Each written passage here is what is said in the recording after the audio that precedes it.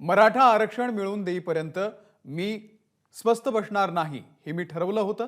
आता मी मुख्यमंत्री आहे, त्यामुळे कायद्याच्या चौकटीमध्ये असेल आणि ओबीसी आरक्षणाला धक्का लागणार नाही, असं आरक्षण दिल्याशिवाय मी गप्प बसणार नाही, असं मुख्यमंत्री एकनाथ शिंदे यांनी म्हटलेलं आहे। एबीपी माझाशी संवाद साधताना मुख्यमंत्र्यांनी मराठा आरक्षणावरती ही महत्त्वाची प्रतिक्रिया दिलेली आहे।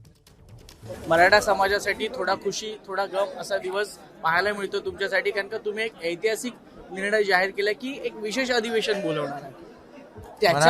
त्याच्याबद्दल तुमच्या डोक्यात सकाळपासून काय सुरू होतं?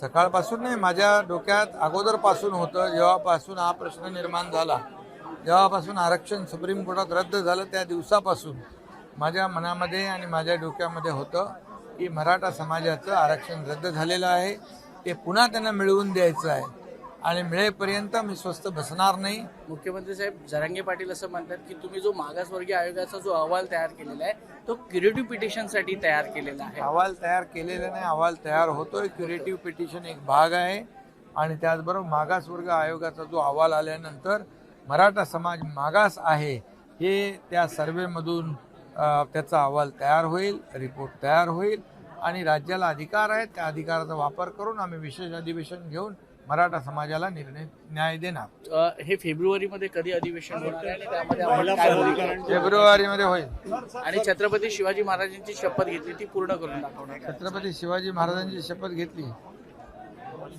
ती शपथ पूर्ण करणार म्हणजे पूर्ण करणारच 100%। छत्रपती शिवाजी महाराज आमच्यासाठी एक आराध्य दैवत आहे, त्यामुळे मी जे शपथ घेतली आहे ती शपथ पूर्ण होईल।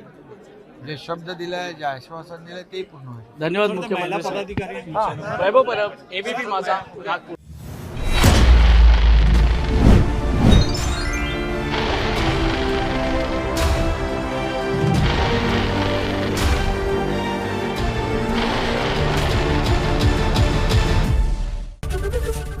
एबीपी माझा, उघडा डोळे बघा नीट।